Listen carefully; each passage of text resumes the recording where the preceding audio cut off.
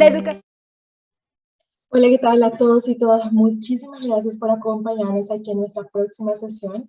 Estamos muy felices de tenerlos y especialmente tenemos ahora una conferencia bien interesante de un tema que se ha mencionado muchísimo y que realmente vale la pena nosotros aprender y más que todo ver un caso de estudio, como es el tema de descarbonización con el caso de estudio Honduras. Y para esto tenemos al ingeniero Ricardo Andrés Pineda Guzmán, quien es ingeniero de desarrollo sustentable por el Tecnológico de Monterrey. Ricardo es un joven líder en descarbonización y acción climática en Latinoamérica y fue nombrado por las Naciones Unidas como uno de los 100 jóvenes champions climáticos a nivel global. Así que muchísimas gracias, ingeniero Pineda, por acompañarnos y le damos la bienvenida y adelante, puede presentar su pantalla.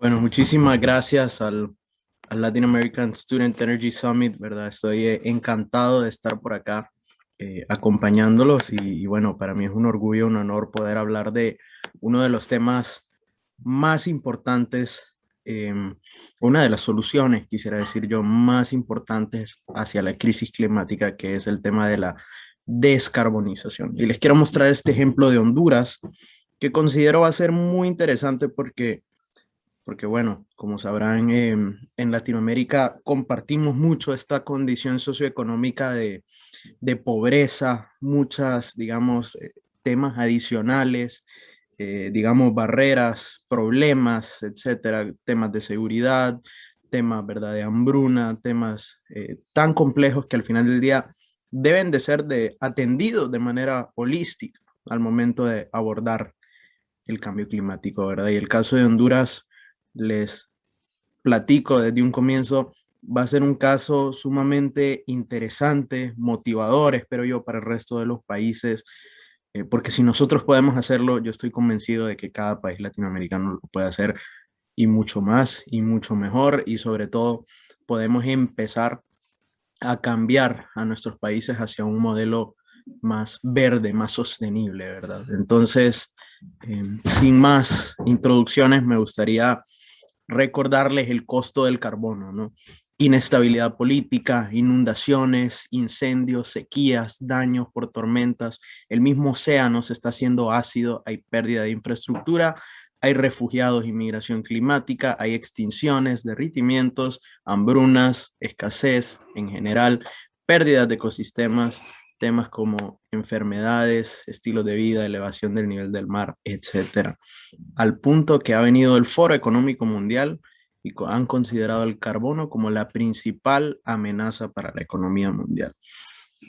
Claro, y la otra introducción que siempre doy, los mismos jefes de las Naciones Unidas han considerado el cambio climático como la problemática y el desafío más grande que ha enfrentado la humanidad. ¿Qué se le puede hacer a esta problemática, ¿no? Definitivamente requerimos acción climática inmediata. Lo que están viendo aquí son las trayectorias globales de emisiones y bueno, y en seguimiento a las metas del IPCC para 2030 reducir alrededor de un 45% nuestras emisiones y para el 2050 llegar a niveles efectivos de descarbonización.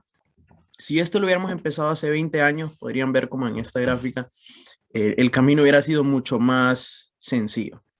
El camino hubiera sido algo más gradual, algo, ¿verdad?, definitivamente más planificado, pero ahora que nos encontramos en casi por entrar a 2022, si queremos mantener el calentamiento global en un máximo o en un promedio de 1.5 grados centígrados de aumento, la descarbonización debe ser inmediata, ¿verdad? Deben de haber fuertes caídas de emisiones a un nivel y a una escala nunca antes visto en la historia. Es decir, se requiere una cuarta revolución industrial y una revolución industrial verde, ¿verdad? Entonces, todo esto para platicarles un poco de la primera pregunta, y esta presentación la voy a estar formulando en base a diferentes preguntas. La primera es cómo vamos a solucionar el tema del cambio climático, y eso desde una perspectiva global, ¿verdad?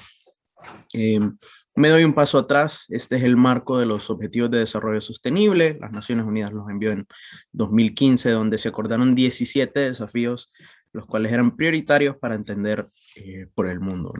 Y específicamente el número 13 de Acción por el Clima dice que se deben adoptar medidas urgentes para combatir el cambio climático y sus efectos. Bien, entendemos.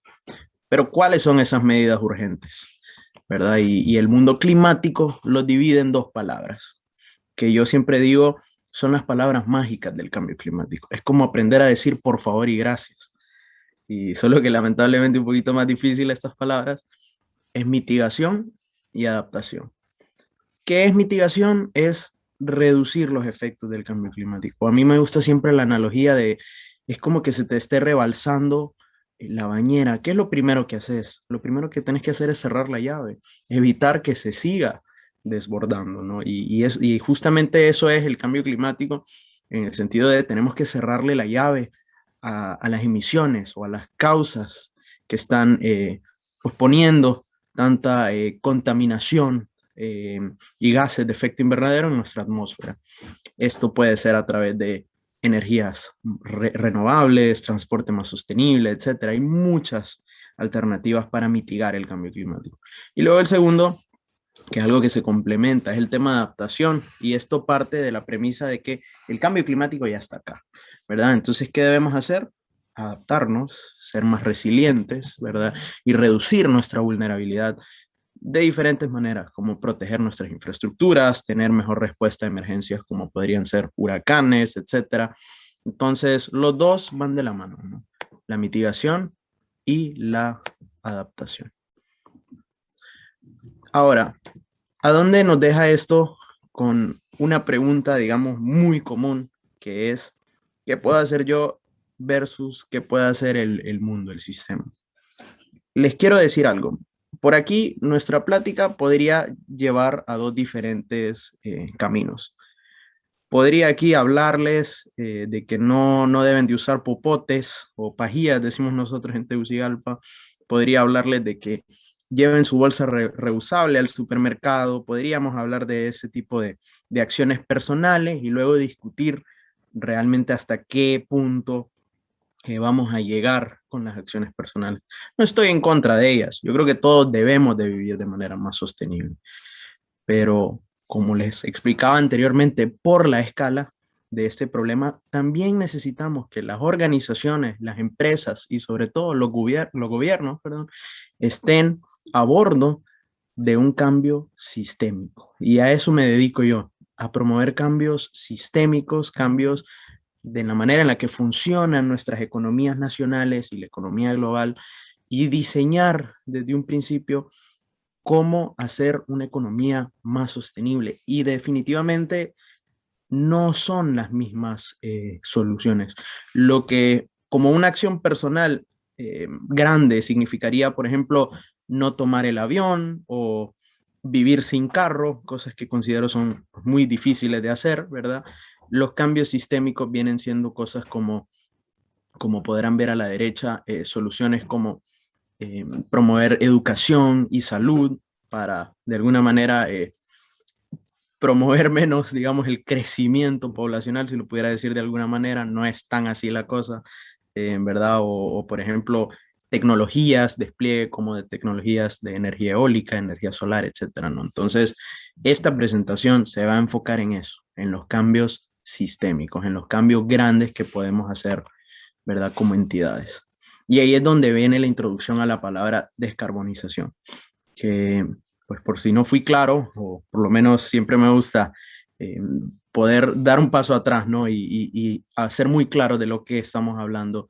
Y es que de acuerdo a este panel intergubernamental del cambio climático, la descarbonización es el proceso a través del cual se elimina la existencia del carbono fósil, es decir, el consumo de combustibles fósiles u otras fuentes, como por ejemplo la combustión de la leña, etcétera, para reducir los gases de efecto invernadero en la atmósfera. Es decir, es quitar el carbono de todos nuestros procesos de economía para que sean una economía libre de emisiones. ¿Qué causa el carbono? Normalmente el carbono está guardado en muchas cosas, de hecho es el elemento más común, ¿verdad?, del mundo y normalmente sale o se separa a través de la combustión. Es decir, cuando nosotros quemamos un árbol, esto emite CO2. Cuando nosotros quemamos algún combustible, que es justamente cómo funcionan nuestros automóviles, pues esto también emite CO2, ¿no? Y claro, no solo es el dióxido de carbono, está el metano, está el óxido nitroso y están muchísimos otros contaminantes que al final del día son los que causan el calentamiento global. Entonces, hay diferentes soluciones, pero lo que nos han dicho los científicos es que si queremos quedarnos en 1.5 grados, nuestra mejor oportunidad es descarbonizar. Y eso ya es algo que está seriamente validado por científicos. Es más, literalmente dice, es inequívoco, ¿verdad? Que este es el camino. Entonces, esto es lo que tenemos que empezar a hablar en nuestros gobiernos, en nuestros espacios, ¿no?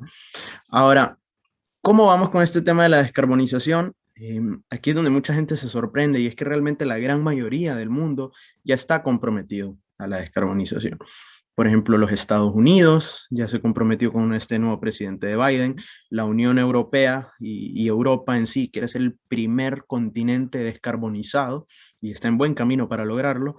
China, la economía más grande del mundo, está en proceso de alcanzar su descarbonización a 2060 y muchos países de grandes emisiones, como por ejemplo Brasil y otros, ¿no?, en Latinoamérica, ya están en proceso de desarrollar o ya sometieron una estrategia de largo plazo hacia la descarbonización.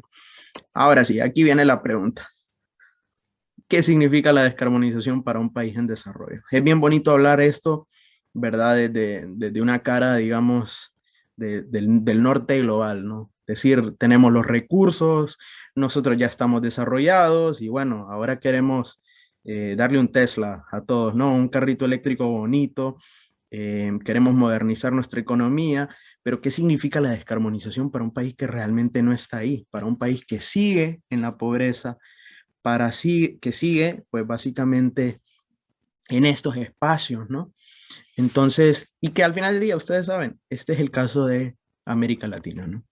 Entonces, me gusta siempre comenzar con este video, un video impactante, ¿no?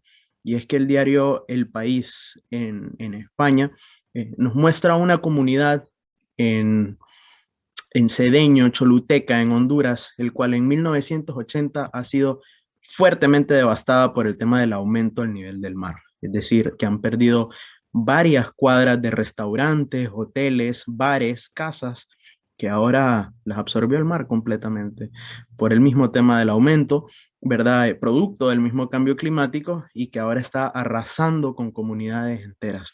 Esto, como pueden ver, es hoy. Esto fue en 1980, 1994, 2015 y desde España consideran Honduras como la zona cero del cambio climático en América Latina. ¿Por qué muestro este ejemplo? Porque, vaya, para nosotros esto no es algo de en 2050, esto no es algo de mis hijos o los hijos de mis hijos, no.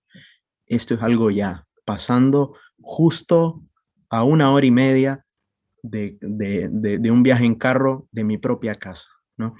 Y así también lo referencia el índice de vulnerabilidad climática, quien en 2018 nos posicionaba a nosotros como el país más vulnerable a nivel mundial del cambio climático a nivel histórico. Ahora no estamos en ese lugar, pero no significa que esa vulnerabilidad haya desaparecido como tal. Entonces, este es el caso o esta es la imagen de ahora. Honduras y los países latinoamericanos somos considerados países vulnerables al cambio climático y aparte, como que si eso no fuera poco, también estamos estancados en desarrollo. Necesitamos modernizar infraestructura, energía, transporte y en otras partes de la economía si realmente queremos ser un país competitivo. Bueno, ¿cuál es el futuro? ¿Cuál es la narrativa que estamos buscando abordar? Que el mundo va hacia la descarbonización, ¿verdad? Y que la descarbonización es una estrategia de desarrollo para transformar las realidades del país. Y quiero volver a decir eso. La descarbonización es una estrategia de desarrollo para transformar las realidades del país.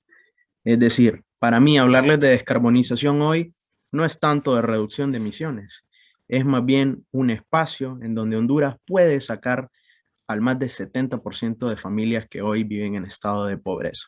Y así para el resto de los países latinoamericanos, ¿no?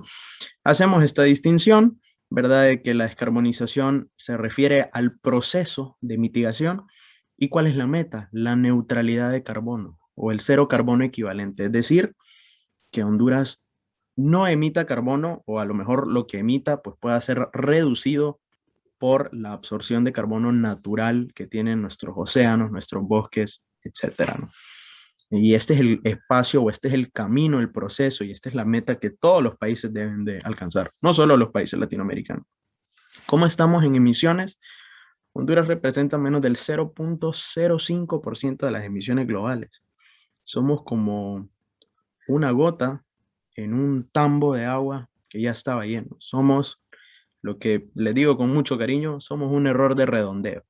Sinceramente, Honduras no es el país causante del cambio climático y tampoco lo es América Latina. De estas 28.13 millones de toneladas de CO2 que se emiten anualmente, 10 millones de toneladas, casi un tercio, es producto de la energía, las cuales el 50% va enfocada a cómo generamos la energía en nuestro país y el otro 50% al transporte. Luego, la agricultura tiene un gran espacio, digamos, de participación en emisiones, que es el segundo sector que vemos acá. El tema del cambio de uso de suelo por la deforestación es bueno, es una gran contribución a nuestras emisiones globales. Y también tenemos emisiones bastante considerables, sobre todo en las ciudades, del tema de residuos y de procesos industriales como la industria del cemento. Este es nuestro perfil de emisiones como país. ¿Y qué es lo que estamos buscando abordar? Estamos buscando crear un plan de desarrollo del país en el cual podamos reducir emisiones en estos 6 sectores que están viendo en pantalla. En las ciudades, en las industrias, lo que consideramos urbanismo, en la agricultura y ganadería, en el bosque, es decir, eliminar esa deforestación, a través del transporte, a través de los residuos y a través de la energía. Son 6 sectores que estamos posicionando para la descarbonización. ¿Por qué les estoy platicando esto? ¿Verdad? Porque creo que esta diapositiva les va a hablar algo mucho más interesante y algo que va a conectar de manera diferente con tantas personas acá. Y es que, como muchos de ustedes sabrán, no se trata realmente de reducir nuestras emisiones. Lo que nosotros contribuimos al mundo es muy poco. Yo creo que esto se trata de una estrategia que nos permita mejorar las condiciones socioeconómicas de las personas. Es decir, cómo logramos un desarrollo que al mismo tiempo sea un desarrollo limpio, barato y sostenible. Cómo empezamos a cambiar la manera en la que opera el gobierno para que no solo sea amigable con el medio ambiente, sino que realmente empuje y levante todos los grandes problemas que han tenido nuestros países latinoamericanos enfrentándonos hacia el desarrollo, ¿no? Segundo, cómo creamos una estrategia que empoderemos a las municipalidades y a los gobiernos locales.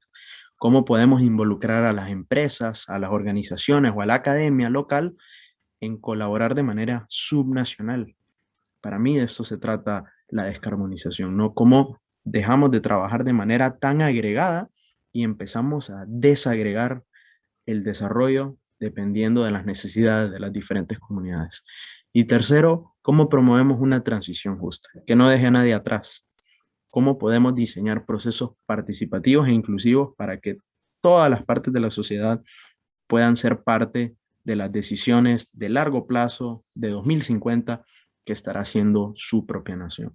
Entonces, como pueden ver acá, los pilares de la descarbonización de Honduras, no estamos buscando eh, solo un tema de reducción de emisiones, realmente estamos buscando crear el plan de desarrollo más integral que se haya escrito en la historia de nuestro país y estamos buscando que esto sea para el beneficio del planeta y para el beneficio de las personas más vulnerables. Y yo creo que para mí eso es lindo, ¿verdad? Y eso es algo que me mueve, me apasiona y que les quiero comentar, que es algo que hemos logrado muchas personas jóvenes y ha sido un gran logro de la juventud hondureña que esperamos se replique en diferentes países de la región, ¿verdad? Esto es un poco de la metodología, no quiero cansarlos, pero lo que les quiero decir es, estos temas requieren mucho fundamento científico. El primer paso es hacer modelación de escenarios, identificar tecnologías, luego hojas de ruta, sinergias políticas, necesidades financieras, un montón de cosas para que esto realmente funcione. Pero, ¿cuál es nuestro rol? Y hacia eso me gustaría transicionar un poco, ¿no? ¿Cómo promovimos la descarbonización? Yo creo que esta historia es una historia muy llamativa, muy bonita, porque es una historia que se puede replicar en cualquier país de la región, ¿verdad? Y es que fueron tres ingredientes cruciales. Fuimos los jóvenes, los voluntarios y a través de la investigación que logramos que se creara o que esté en proceso de crearse el Plan Nacional de Descarbonización de nuestro país. Y miren qué llamativo y qué interesante, porque no fue un político con buenas ideas, no fue que se le ocurrió a alguno de nuestros, tal vez por decirles algo, ministros o algún empresario, qué sé yo. No. Fuimos los jóvenes hondureños. Fuimos todos un equipo de voluntarios. Y fuimos nosotros quienes a través de la investigación, no el activismo, no poniendo, levantando carteles como tal vez somos conocidos los jóvenes, no manchando paredes o algo, como tal vez conocemos a otros activistas europeos que lo hacen, sino que a través de procesos de investigación que logramos que Honduras se comprometiera a la descarbonización y que ahora se esté desarrollando el primer plan de largo plazo de desarrollo, algo que no existe desde hace más de 10 años, ¿verdad? Un plan de largo plazo.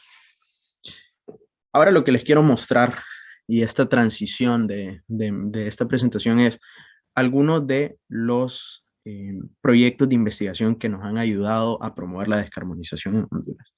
Pero antes de esto me gustaría darles un paso atrás y es que lo que hicimos nosotros es que un grupo de jóvenes que al final del día muy comprometidos, muy convencidos de que el camino hacia Honduras debía de ser la descarbonización, el camino del desarrollo, nos juntamos, hablamos con diferentes universidades y de manera voluntaria dedicamos nuestro tiempo, nuestro conocimiento, ¿verdad? Para empezar a generar una discusión basada en la ciencia, ¿verdad? Este programa nosotros nos llamamos el Grupo de Jóvenes Investigadores Visitantes, quienes no recibimos ni un pago, pero por lo menos sí recibimos mucha experiencia, algunas horas de servicio social, pero y sobre todo recibimos el grato logro de que ahora nuestro país está promoviendo la descarbonización debido a nuestros esfuerzos, debido a las alianzas que logramos promover y sobre todo debido a los enfoques de alto nivel que hemos logrado promover con investigadores de otras partes del mundo, ¿no? Les quiero mostrar tres proyectos. El primero se llama Switch Honduras, que analiza la descarbonización de la parte de la energía, ¿no? Y quiero mostrarles cómo a través de la ciencia es que cualquier joven puede promoverlo.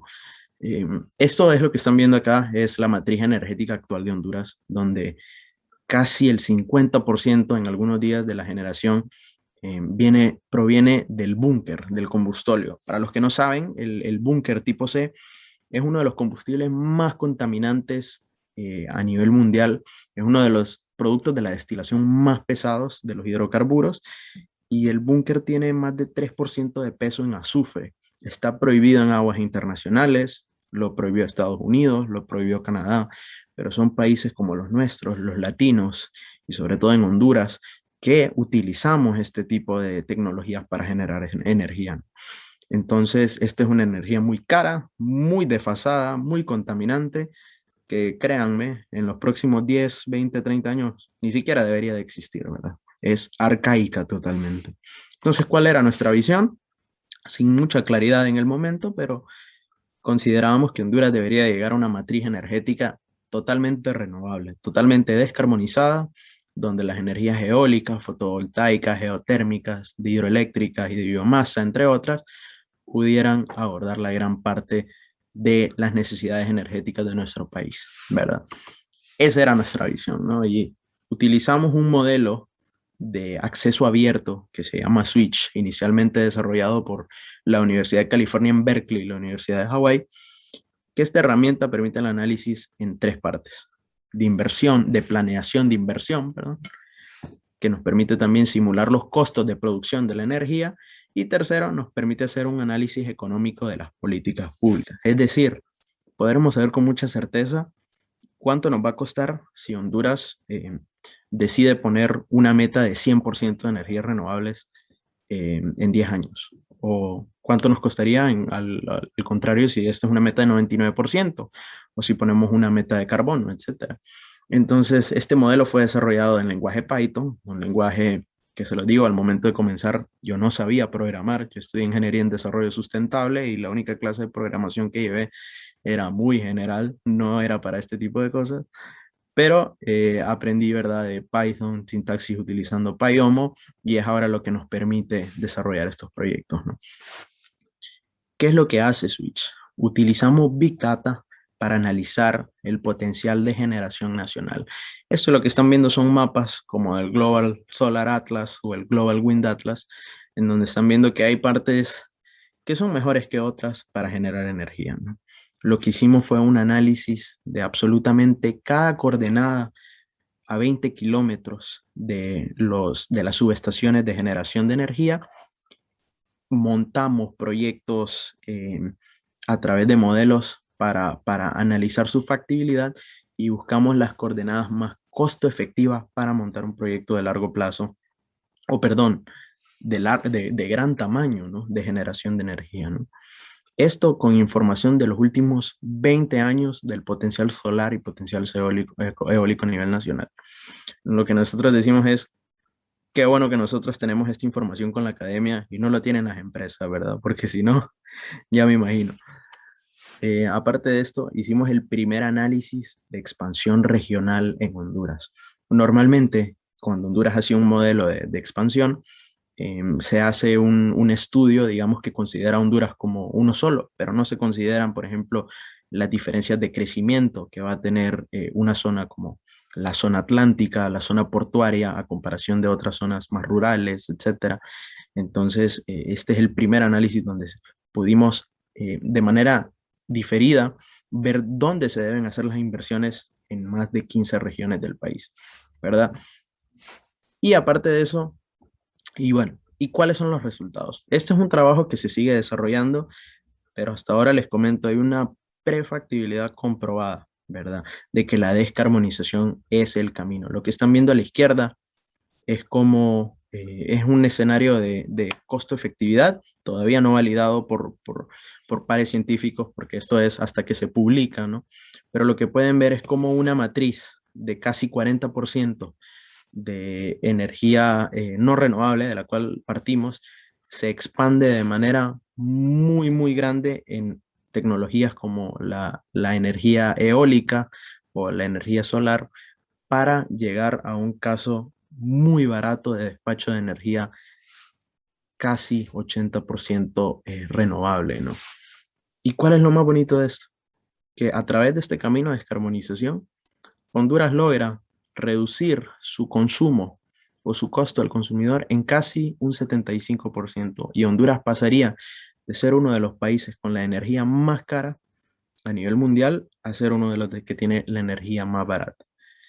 Estas son las bondades de la descarbonización. Ven cómo a través de esta presentación, a través de este proyecto, les mostré con datos, con muchos cálculos y modelos científicos, que la descarbonización realmente es el camino más sensato, sobre todo si queremos energía que no contamine y que al mismo tiempo sea más barata y más competitiva para nuestro país, ¿no? Y también lo que estamos mostrando acá en la imagen de la derecha es una snapshot del despacho.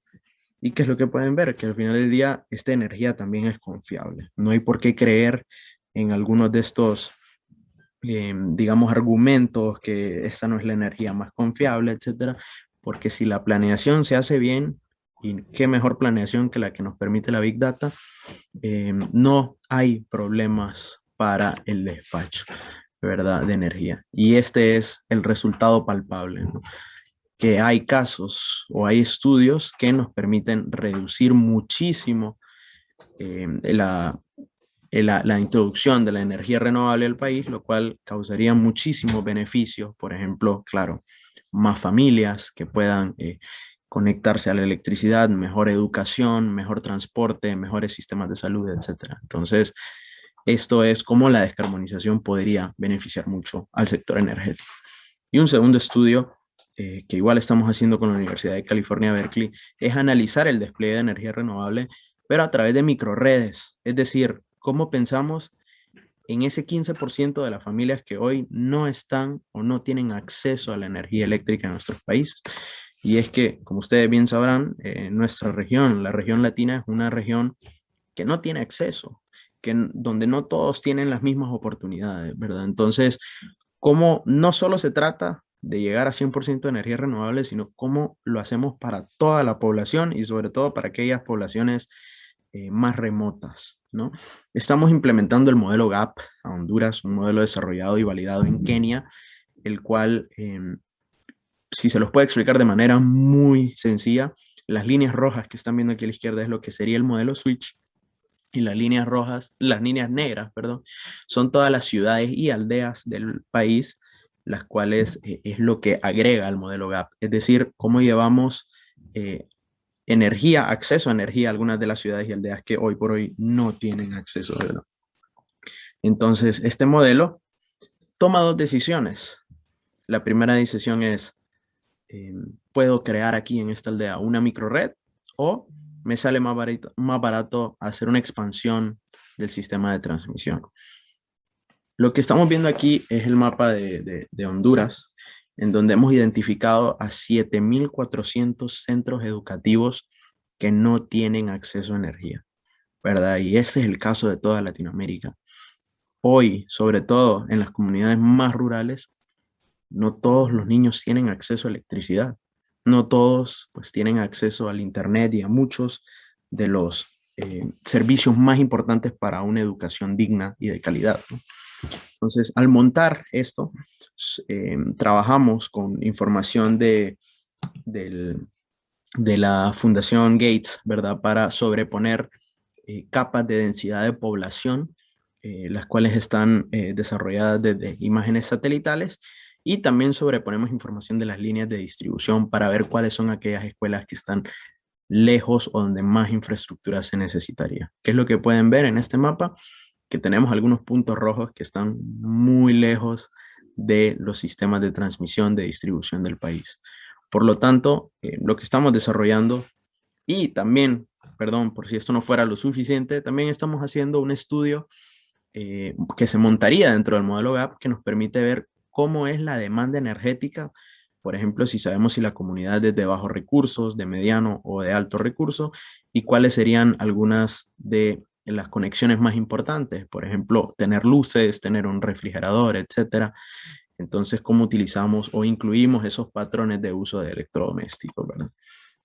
Toda esta información montado en casi 5.000 puntos diferentes para resolver una pregunta sumamente puntual, ¿no? Y es, ¿cuál es el caso, digamos, de expansión?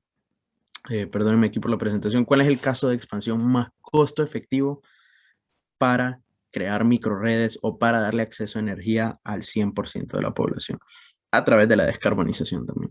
Entonces, estos fueron dos ejemplos que mostramos en el sector de energía, que yo espero que ustedes vean cómo pueden sonar muy complicados, pero realmente estamos trabajando con jóvenes que apenas están terminando sus licenciaturas, sus ingenierías, ¿verdad? Y con la guianza de otros expertos globales, pues estamos implementando productos de alto nivel para empezar a promover de manera muy científica un camino limpio al desarrollo. Les doy la comparación. Honduras actualmente está trabajando en un plan de acceso universal a la energía eléctrica, pero ellos no están utilizando Big Data, ellos no están utilizando estos temas tan sofisticados, ellos todavía están haciendo encuestas en diferentes escuelas solo para conseguir la misma información que nosotros conseguimos con mayor confiabilidad desde satélites y desde este tipo de bases de datos que nos permiten hacer miles y millones de cálculos. Y de hecho, este modelo es tan complicado que no corre en una computadora convencional. Afortunadamente, conseguimos el apoyo de la Universidad de California para correrlo en una supercomputadora, de las cuales casi que no existen en América Latina, ¿verdad? Para hacer este tipo de iteraciones que nos permiten encontrar el camino y cuándo y cómo hacer la expansión más costo efectiva de la energía en Honduras. Entonces, todos estos proyectos que les estoy presentando están enteramente desarrollados por jóvenes hondureños que están, pues, y al igual que yo, fielmente convencidos que el camino hacia un desarrollo verde es la ciencia y es, al final del día, pues, la descarbonización. Y este es un tercer proyecto que les quiero mostrar, este enfocado a bosques, y es que con muchos jóvenes investigadores hondureños estamos cuantificando los sumideros de carbono en Honduras, de los bosques de Honduras, perdón, a través del aprendizaje automático. Tal vez lo conocen mejor por su nombre en inglés, el Machine Learning. Y es que en Honduras existen muchos proyectos de restauración de bosque, pero muy pocos abordan la concepción de captura de carbono para mitigar el cambio climático. Se los explico un poquito más, ¿verdad? Este es un proyecto que está basado en esta publicación que hizo el diario, permítanme, el diario Planet, uno de los diarios, ¿verdad?, de más importantes o de mayor prestigio a nivel internacional, en verdad, en el cual se hizo un trabajo para mapear a través del aprendizaje automático la mayor cantidad posible de árboles en África. Por aquí no me está funcionando el video, pero ahora retorno a ello, ¿verdad? Pero básicamente es lo que están viendo aquí a la izquierda, ¿verdad? Eh, Esos son 3 pasos. Primero, obtenemos imágenes satelitales de alta resolución. Segundo, entrenamos manualmente el modelo a distinguir cuáles son las áreas que tienen bosque, a diferencia de cuáles son las áreas que no tienen bosque. Y tercero, después de tanto aprendizaje manual, el mismo sistema aprende de manera automática a desarrollar estos mismos ejercicios que estamos mostrándole y nos dará la posibilidad de tener mapeados absolutamente todos los bosques de Honduras y todos los bosques incluso de la región, si lo logramos expandir a Latinoamérica, ¿no? Entonces, ¿por qué es esto importante? Porque mucha gente no sabe cómo funciona la deforestación, pero la deforestación realmente no funciona de manera lineal. Es decir, no es como que poco a poco se va cortando un polígono que se podría decir un polígono totalmente homogéneo, sino que, como pueden ver en esta imagen, la deforestación entra por la derecha, entra por la izquierda, la deforestación aparece en medio de la nada. La deforestación poco a poco nos está quitando nuestro mayor patrimonio nacional y el mayor patrimonio de Latinoamérica, nuestros bosques, ¿no? Entonces, ¿cómo logramos a través de las tecnologías más avanzadas de programación identificar cuáles son las áreas prioritarias y sobre todo asignarles un factor de emisión, es decir, un factor de cuánto carbono estamos emitiendo para tener una mejor visualización del tema de la deforestación en Honduras y en América Latina? Entonces, estos fueron 3 proyectos que les quería mostrar, ¿verdad? Y estos son nada más algunos ejemplos de cómo nosotros hemos logrado promover esto de la descarbonización. Ahora, sé que llevo bastante hablando, me faltan todavía 20 minutos, pero me gustaría cerrar con una cosa más. Y es que muchas veces termino esta presentación y a veces dicen que interesante, me alegra que Honduras sí lo logró. Yo no tengo muy claro qué puedo hacer, ¿verdad? Yo no tengo muy claro cómo promover la descarbonización en mi país, si en caso ya lo han hecho, ¿no? Y bueno, creo que ese es el primer paso, ¿no?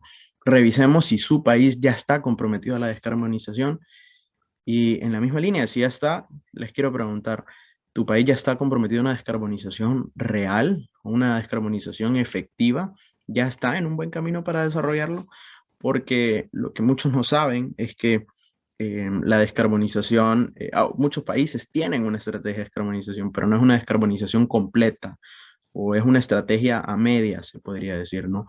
Eh, o a veces solo es un tema de reducción de emisiones, pero realmente no te dice el camino, no te dice cómo vamos a mejorar las condiciones de las personas. Entonces, esa es la gran pregunta, ¿no? Y una vez contesten eso, ¿cuáles son los siguientes pasos? Es empecemos de manera colectiva a hablar con otros jóvenes, sobre todo con otros investigadores, ¿verdad? O con otras personas dadas al tema de la ciencia para empezar a hacer un activismo, pero no un activismo, como les decía al principio, de llegar con un cartel o con un cartón y decir descarbonicemos nuestro país, sino empecemos a utilizar nuestro conocimiento, nuestro aprendizaje y sobre todo este expertise local hacia enfocarlo a cómo dejamos de hablar del problema y empezamos a hablar de las soluciones. Entonces, para cerrar con eso, les quiero hablar de algunas otras de las soluciones de la descarbonización, porque si yo le digo a un país, no, pues tu solución es descarbonizar, es, qué bueno, ¿verdad? Pero ¿cómo hablamos un poquito de los temas más puntuales que nos permitirían reducir las emisiones? Entonces, les quiero mostrar algunos screenshots de lo que es el proyecto Drawdown, ¿verdad? Este es un proyecto sumamente interesante, lastimosamente solo disponible en inglés. El Drawdown Project es un grupo de investigadores que están evaluando de manera muy objetiva, con las mismas metodologías, cuáles son las soluciones que tienden a emitir o a reducir más las emisiones que otras. Y como pueden ver a la izquierda, y ahorita las tengo rankeadas en la página y traducidas, ¿verdad? Pero rankeadas por cuáles son las más importantes o cuáles tienen el mayor potencial de reducción de emisiones, eh, de manera general, ¿verdad? Porque claramente cada país tiene emisiones diferentes. En el caso de Honduras tenemos muchas por la deforestación. En otros países de Latinoamérica podría ser diferente, pero este es un buen punto de partida, ¿no? Y primero, existen muchas soluciones en la parte de electricidad, como las turbinas de viento, la energía solar fotovoltaica. También existen muchas partes que permitan reducir emisiones desde los alimentos y la agricultura. Por ejemplo, el tema del desperdicio de alimentos tiene un fuerte componente de emisiones. También promover dietas ricas en plantas como gobiernos tiene un gran potencial para reducir emisiones a nivel nacional. Es muy importante la salud y la educación, sobre todo la salud y educación de la mujer, ¿verdad? Porque también tiene un componente de contribución y también de mitigación al cambio climático, la restauración de los bosques tropicales o las estufas limpias mejoradas, etcétera, ¿no? Existen muchas soluciones que tienden a ser mejores que otras en llegarnos al camino indicado. Entonces, me gustaría entrar un poquito más en detalle, por ejemplo, en los sumideros de carbono, lo cual el Google Translate lo puso como fregaderos de tierra. No sé si eso funciona en otro país latinoamericano, en Honduras no, creo que no nos suena bien, pero como pueden ver, algunas de las mejores soluciones que tenemos es restaurar los bosques tropicales o promover el silvopastoreo, ¿verdad? Que si me permiten acá mostrarles, esto se trata simplemente de que agarremos espacios donde han sido, digamos, de alguna manera vulnerados y que simplemente los dejemos por sí solos, levantarse, regenerarse, porque esa es la belleza la naturaleza, ¿verdad? La misma restauración de ellos mismos. Sin embargo, hay otras técnicas, como dice aquí a la derecha, más intensivas, como cultivar o plantar plántulas nativas, eliminar plantas invasoras que nos permitan acelerar estos procesos ecológicos naturales. Pero ¿por qué me gusta promover estos temas? Porque a veces la descarbonización uno piensa que se trata de vender Teslas ¿verdad? Y puros carros eléctricos carísimos. No, no siempre se trata de eso. Realmente la descarbonización está consistida o está compuesta por muchas soluciones sumamente baratas, ¿no? Y otra de ellas muy importante es el tema del silvopastoreo, es decir, cómo empezamos a tener ganadería debajo de la cobertura de los árboles, aprovechando los árboles, la cobertura y la captura de carbono de los árboles, por ejemplo, maderables. Y como pueden ver, que la implementación de estas soluciones es hasta mucho más costo efectiva que no implementarlo, ¿verdad? Entonces, este tipo de soluciones es las que me gusta promover. O me gusta que las puedan ver, ¿no? En el tema de alimento y agricultura, la reducción de desperdicio de alimentos tiene un gran juego hacia la descarbonización. Hay que proteger y rehumectar las turberas, otro muy similar a este, debido a su alto potencial de captación de carbono, son los humedales costeros, o en otras palabras, en verdad los humedales que básicamente existen muchos tipos, ¿no? Pero que tienden a ser un poquito más comunes en América Latina que lo que aparece en esta tabla, que está enfocada en Estados Unidos, ¿no? Eh, que en Honduras, por lo menos, lo que tenemos muy común es el manglar, que sé que también existe en muchas partes de América Latina. Y estas son algunas de las, digamos, más soluciones para simplemente abrir un poco más el panorama, los cultivos regenerativos, es decir, cómo aprovechamos una agricultura de conservación que pueda regenerar, ¿verdad? El suelo a través de la composta, a través del abono verde, la producción orgánica, cómo podemos hacer prácticas agrícolas regenerativas que no tengan labranza, que utilicen diversos cultivos de cobertura, que no utilicen pesticidas ni fertilizantes sintéticos. Al final del día, esto también tiene un componente de contribución y, como pueden ver, también muy costo efectivo ante la solución del cambio climático. O uno de los más bonitos, de los más bellos realmente que me gusta hablar es cómo promovemos la tenencia forestal de los pueblos indígenas. Y a mí aquí hay algo que, más allá de todas las palabras que pueden leer acá, hay algo que me llama muchísimo la atención, y es que el costo de implementación de estas soluciones es de $0, ¿verdad? No hay un costo para que los pueblos indígenas protejan nuestro bosque. Ellos lo han hecho por la vida, por toda su historia, ¿verdad? Ellos son personas que no necesitan ser capacitadas, al contrario, ellos deben de capacitarnos a nosotros sobre cómo ser más sostenibles en este sentido, y promover la tenencia forestal de los pueblos indígenas nos podría reducir hasta 10 gigatoneladas equivalentes de CO2 solo a través de sus prácticas regenerativas, como los huertos familiares, los sistemas agroforestales, los cultivos itinerantes, etcétera, el manejo de incendios o los bosques gestionados por la comunidad, que han sido desde siempre las prácticas que nos han enseñado los pueblos indígenas. Y estas son algunas de las soluciones en transporte.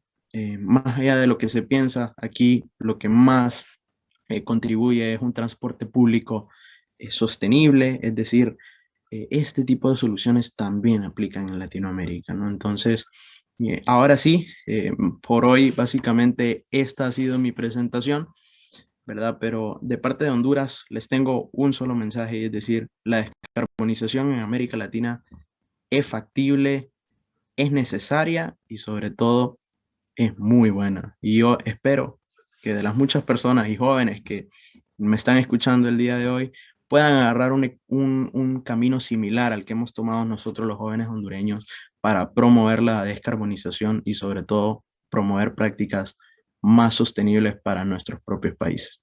Muchísimas gracias a todos.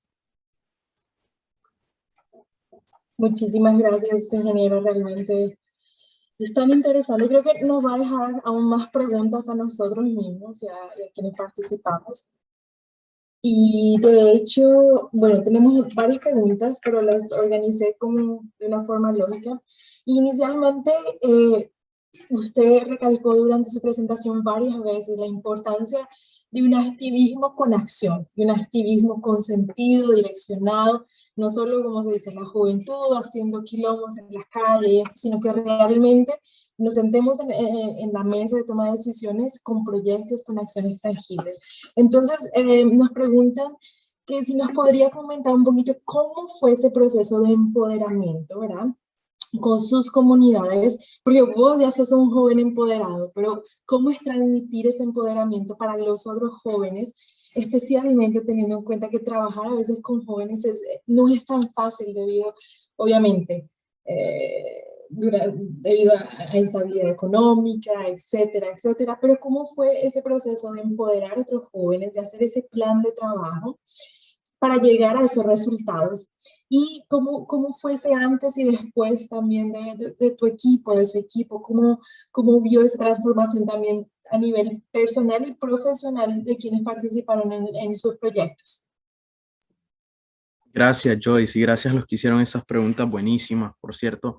Ahora que ya se ven los frutos, se ve todo muy palpable, ¿no? Muy fácil, pero déjenme decirles que en el momento en el que uno comienza, realmente no tenés idea. Puede funcionar, puede no funcionar, y por ello se siente como que es más difícil convencer a los demás, pero desde ahorita les digo, no hay motivación más grande que el sentido de que lo que estás haciendo es valioso. Saber eso, pero realmente entenderlo, te va a llevar mucho más lejos que cualquier empresa, que cualquier organización. ¿Y por qué les digo esto? Porque a veces los jóvenes, nosotros nos autoimponemos barreras, es decir, ay, como no le están pagando, no van a querer, o porque no tenemos fondos, no va a servir. Esa siempre fue mi percepción. Pero déjame decirte que si uno siente que realmente está haciendo un cambio por su país, lo hace de gratis, sinceramente. Si crees que estás haciendo, si estás convencido que estás haciendo un impacto, no hay nada más gratificante que el sentido de contribuir. Y hay que saber platicar, hay que saber exponer eso. Entonces, otro de mis grandes errores fue quererlo hacerlo todo yo solo, y al final del día no hay nada más fuerte que el colectivismo, ¿no? Que juntarnos con otros jóvenes, que platicarles, y al final del día de tener a más personas a bordo. ¿Cómo logré esto? Yo les puedo platicar de manera un poquito más concreta, vaya, porque yo sé que a veces a los jóvenes nos gusta escuchar bien concreto cómo le hago, ¿verdad? Y por lo menos les puedo dar mi camino. No creo que sea el único camino, sinceramente, pero fue lo que me funcionó a mí, vaya. Y es que después de 2 años de estar yo solo en el tema de cambio climático en Honduras, decidí fundar una organización. Nosotros nos llamamos Sustento Honduras. En el momento teníamos una página de Instagram con 15 followers, de los cuales 5 eran amigos míos y los otros 10 ya estábamos en la organización, ¿verdad? Em, y poquito a poquito empezamos a publicar, eso sí, a compartirlo todos los días en nuestras historias, y empezamos a alinear cosas que ya hacíamos por aparte, pero alinearlas bajo el nombre de la organización. Y nuestro mensaje era uno: únanse, ¿verdad? Entonces, poquito a poquito, con difusión, con un poco más eh, ¿verdad? De seguimiento, y sobre todo con mucha dedicación, ahora Sustento Honduras es una comunidad de más de 500 voluntarios que estamos participando de manera activa en este tipo de proyectos, ¿verdad? Entonces, mi invitación es esa: háganlo, funden esa organización o funda ese movimiento, abrite esa cuenta como activista al final del día, pero da ese paso. Créeme que es muy fácil contagiar a los demás, y sobre todo creo que es muy gratificante compartir ese sentido de que estás contribuyendo de manera muy grande para tu país. Esa ha sido la única manera en la que realmente pagamos en Sustenta como una plataforma de voluntarios, pero ahora ya tenemos un plan de descarbonización en construcción, y creo que ese fue un gran logro, y esperamos que ese no sea el único logro. Esperamos seguir contribuyendo en las políticas públicas del país. Muchísimas gracias, ingeniero. Realmente es bien interesante ver esos casos de éxito y ver cómo no solo copiar, sino cómo nos podemos inspirar y ver cómo adaptamos a nuestra realidad, porque estamos en un momento que realmente no podemos crear la rueda, es decir, no podemos ir y inventar, sino al momento es como ver qué tenemos y unir las partes y trabajar, cooperar realmente. Nos han hecho varias preguntas en relación a, bueno, ¿cómo te imaginas el futuro de la transición energética en Honduras? La transición energética, y yo me la imagino un poquito mejor porque ya tengo modelos que me dicen cómo debe ser. Debe apostar en la energía eólica sobre todas las cosas, debe apostar también en el recurso solar, debe apostar, y esto es algo interesante, en el almacenamiento de la energía. Nosotros no necesitamos, por ejemplo, plantas nucleares, como tanto hablan en otros países más desarrollados, ¿no? En ese sentido, nosotros con las tecnologías que ya tenemos y con nuestro propio potencial natural, y hablo por toda Latinoamérica, simplemente necesitamos promover estas tecnologías de almacenamiento como el hidrógeno, como lo está haciendo Chile, o las baterías, ¿verdad? Y eso no es lo único. También tenemos que promover la participación pública. Tenemos que empezar a tener más jóvenes en la discusión. Tenemos que empezar a exigir a que nuestros gobiernos cuenten con la participación de los grupos indígenas, de los grupos que van a ser afectados, etcétera. Necesitamos democratizar el acceso a la información para lograr estas transiciones. Como sabemos, la industria energética latinoamericana siempre ha sido el negocio de pocos. Entonces tenemos que empezar a trabajar de manera coordinada como jóvenes para que esta información sea de acceso público, sea para quienes trabajen de manera más costo efectiva y sobre todo de manera más limpia para el desarrollo de nuestra región. Perfecto, muchísimas gracias. Otra pregunta bien interesante es ¿cuánto les costaría a Honduras llegar al net zero? Mira que para decirte un monto yo necesito un plan de descarbonización. Actualmente lo estamos construyendo, espero en 8 meses pueda regresar acá, que ya estemos publicada y tener una idea un poquito más clara. Sin embargo, para no dejarte con la duda, Costa Rica ya lo publicó. ¿Qué te digo? El rate de inversión o de retorno de inversión es más de 3 veces lo que se invierte. Es decir, ganan más de 3 veces lo que se debe invertir para descarbonizar en general. Entonces, te apunto hacia esa estrategia de descarbonización de Costa Rica, quienes de manera muy puntual explican cómo el camino más redituable en cualquier espacio es la descarbonización para desarrollarse. Exacto, muchísimas gracias por la información. Y también nos dicen, ¿podrías compartir la publicación y métodos del modelo Switch? ¿Y por qué no usar modelos populares como el RED o REDS Model? Nos preguntan. Ok, comparto aquí el enlace en el chat, tal vez me ayudan remitiéndolo. Sí, Si no, claro, es muy claro. sencillo, es switch-model.org, switch-model.org, guión medio, no el guión bajo, donde ahí pueden ver un poco del trasfondo científico que valida este modelo. Y después hacía una pregunta, ¿por qué no usamos ese que aprendí tal vez en la universidad o el que está usando todos los países, etcétera? Porque diferentes modelos nos dan diferentes beneficios. Y Switch específicamente es un modelo que nos permite evaluar bien la variabilidad de la energía renovable. Mucha gente le tiene mucho miedo a la variabilidad de la energía renovable porque dicen, ¿y qué pasa si no hay sol mañana? ¿Verdad? Como que si el sol va a dejar de aparecer, ¿verdad? Pero bueno, le tienen miedo a las nubes, le tienen miedo al viento, que deje de soplar, etcétera. Entonces, mi respuesta es sencilla. El modelo Switch nos permite, de alguna manera, evaluar con Big Data, con muchos datos, tener una perspectiva muy clara por minuto, si es necesario, de cómo debe comportarse la energía bajo temas históricos, bajo toda la cantidad de información posible, y luego nos permite no solo actualizarla con el precio de la energía hoy, sino el precio de la energía en 2025, en 2030, los precios de los combustibles, porque al final del día las decisiones se están haciendo miles de veces, ¿no? No solo se hacen con el precio de ahora. Y esa cantidad de información es bien difícil que te la capture un modelo sencillo, ¿no?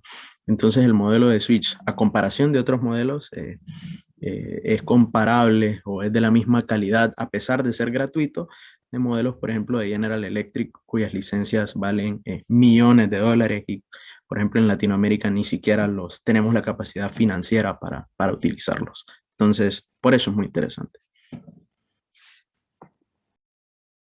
Muchísimas gracias. Y bueno, es una pregunta más personal. ¿Qué te ha motivado a luchar por el cambio climático en tu país a nivel personal? Claro, y es una pregunta importante, súper importante. Ese hecho, ¿no? De saber que Honduras es el país más vulnerable al cambio climático.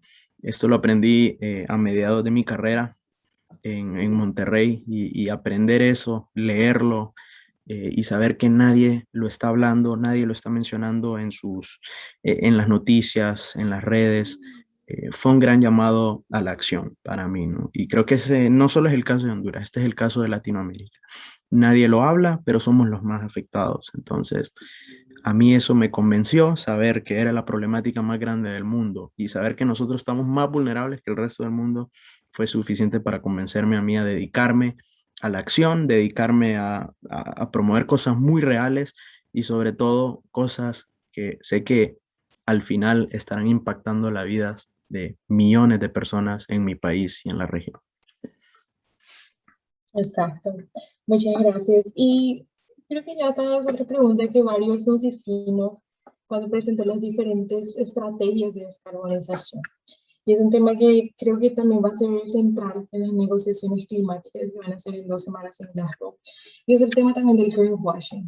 Entonces vemos que, como usted mencionaba, básicamente hay estrategias que no tienen un costo adicional, sino que ellas ya están ahí. Realmente es el reconocer y el dejar, ¿verdad? Como es el caso de las poblaciones indígenas, tomar esos puestos de toma de decisiones o por lo menos, como usted decía, que nos puedan capacitar. Sin embargo, vemos no solo varias empresas, sino tal vez también algunas iniciativas que dicen, bueno, entonces vamos a aumentar nuestras emisiones, pero vamos a plantar más árboles. Entonces, de este hecho, como jóvenes nosotros también podemos identificar cuando una estrategia de descarbonización hace parte o no de un greenwashing, ¿cuál sería como ese marco general para saber y esas cuestiones que nos debemos hacer para ver si debemos apoyar ese proyecto, qué hay, como se dice, por detrás de esa publicidad maravillosa de, estamos plantando árboles y sabemos que a veces ni siquiera saben las especies, los árboles se mueren después del primer trimestre, es decir, ¿cómo hacemos para no caer dentro de esas cuestiones de greenwashing, dentro de esas soluciones que se hablan de la descarbonización? Buenísima pregunta, Joyce. Y mira, el greenwashing es súper común, no solo con las empresas, con los gobiernos también. Entonces, bueno, es fácil realmente saber, o por lo menos tener una idea aún sin ser un científico full experto, ¿verdad? De saber si hay greenwashing o no. Primero, si estás leyendo de un compromiso de descarbonización, probablemente por algún lado debe de haber un link, un enlace, un lugar donde podemos buscar más información, donde realmente estén la estrategia en sí, porque la comunicación puede estar en un blog, puede estar en una página de internet, puede estar en un post de Instagram o Facebook, pero lo primero que hay que buscar es a dónde está el fundamento, ¿no? ¿Cuál es tu camino? ¿Cuáles son tus años? ¿Cuáles son tus metas, ¿no? Si ese documento no está, desde ahorita les digo, es greenwashing lo que estamos viendo, ¿verdad? Fueron palabras y bueno, yo les puedo decir ahorita, por ejemplo, mi organización se va a comprometer a la descarbonización, ¿no? Y puedo sacar una imagen sobre ello y qué bonito. Ajá, ahora, si me preguntas cómo lo vamos a hacer, pues bueno, eso es lo que muchas empresas y muchos países incluso no hacen. Lo primero es buscar eso. Segundo, la misma extensión del documento nos dice mucho. Si es un documento de 5 páginas, 10 páginas, pues ya nos dimos cuenta que solo es un poquito de palabras, ¿no? Si podemos ver los fundamentos científicos, que normalmente no se logra desarrollar en menos de 200 páginas, pues bueno, ahí nos estamos dando cuenta, ¿verdad? Que tanto proceso, digamos, de modelación se hizo para la descarbonización. Mínimo se requieren 8 meses, mínimo. Lo requerido normalmente es 1 año, 2 años y equipos completos para compilar toda la ciencia para un proceso tan grande. Y tercero, podemos ver las soluciones. Si están hablando de plantar un bosque para mitigar todas sus emisiones, algo que una petrolera muy grande decidió hacer en su plan de descarbonización, no voy a decir quién, pero no, no es factible, tristemente, plantar un nuevo Amazonas y esperar que ese nuevo Amazonas te va a tener a ti libre, ¿no? Como empresa de emisiones. No, no, no. Eh, Realmente tenemos que descarbonizar la operación.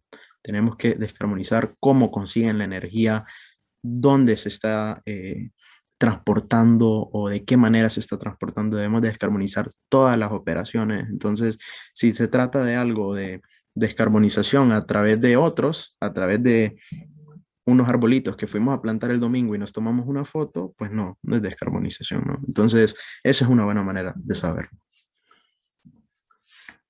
Exacto. Y otra pregunta más en relación a su experiencia. Nos hablaba de que después de un periodo, obviamente, un proceso de formación, también de investigación, especialmente como jóvenes, a veces nos cuesta hacer ese contacto con entidades, ya sea gubernamentales o empresas o hasta instituciones académicas. ¿Cómo fue ese paso también para coordinar y hasta para validar también la investigación que ustedes desarrollaron?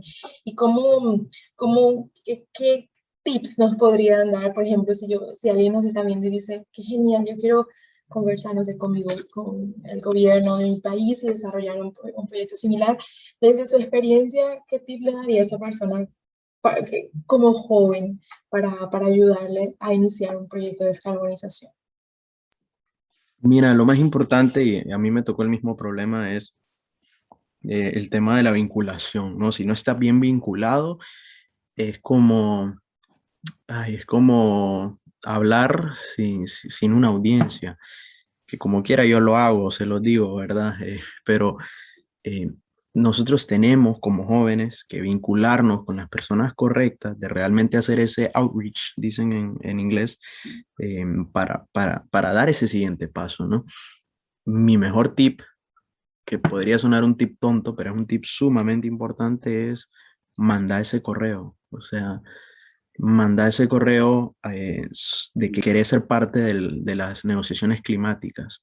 Manda ese correo de que querés aprender más de lo que está haciendo tu secretaría o ministerio de energía. Manda ese correo de que estoy haciendo esto y que quieren que lo veas. Manda ese correo que querés una junta.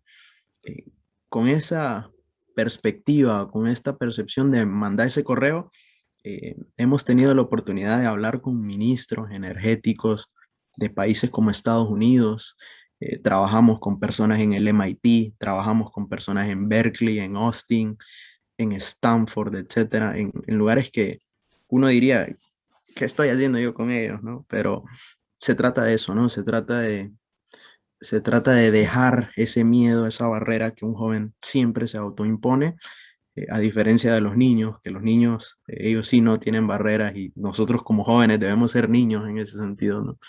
Y contactarlos, ¿no? Contactarlos, acércateles a tus dirigentes y te vas a dar cuenta que hay mucha gente que va a estar muy interesada en lo que estás haciendo. Hay muy poca gente en este ámbito y mucho menos de nosotros realmente alzamos la voz. Entonces, espero que no seas vos el que está escuchando esto, que el que se quede con las ganas o con los brazos cruzados. Excelente, ingeniero. Creo que por ahora hemos cerrado ese ciclo de preguntas. Fue tan interesante y realmente lo felicito a usted y también a su equipo por el proyecto, porque necesitamos cambiar de cierta forma esa visión activista y darle al joven, ¿verdad? Esa oportunidad de sí ser una investigación, de sí participar en las tomas de decisiones, de sí también participar en cuestiones no solo mediáticas y tokenismo, como hemos hablado también varias veces, de, ay, sí, el joven, la foto, genial, y luego, no, creo que ya no nos debemos dar el lujo y no tenemos ese tiempo para hacer eso, sino informaciones tangibles, proyectos, eso es lo que realmente queda, y esto es lo que realmente, ¿cómo se dice?, cuenta para nuestro propio futuro. Entonces, una vez más, felicitarlos, agradecerles por su participación y desde LACES también cualquier apoyo o contacto futuro. Esta es una plataforma también para que presenten sus resultados y también para que hagan un networking más amplio en América Latina y el Caribe. Así que muchísimas gracias. No sé si tiene un mensaje final o si desea terminar ahora. Pues muchísimas gracias, ¿verdad, LACES? Y a todos los jóvenes latinos que nos están viendo, un gran abrazo desde Honduras y no nos quedemos con los brazos cruzados. Ese es mi mensaje, ¿verdad? No nos quedemos con lo que creen que somos los jóvenes. Nosotros somos el presente, no somos el futuro, como tanto nos dicen. Entonces, nada, de parte de Sustento Honduras, aquí estamos si quieren conocer más sobre nosotros. Y bueno, esperamos seguir la discusión en todos estos días, semanas, con LACES y con el resto de organizaciones participantes. Muchísimas gracias, ingeniero, y a todos y todas les esperamos en nuestros próximos eventos. Todavía tenemos una agenda hoy súper interesante y aquí a poco iniciaremos el próximo. Un abrazo y hasta luego. La educación se renueva y nosotros también. ¿Alguna vez has visto un webinar con tantas herramientas? La nueva app con realidad aumentada te ayudará a acompañar el evento de una forma nunca antes vista. Y no solo eso, con esta aplicación, a lo largo del evento, podrás generar puntos con los que puedes acceder a novedosas sorpresas. Disponible para iOS y Android con el nombre Climate Education Tools.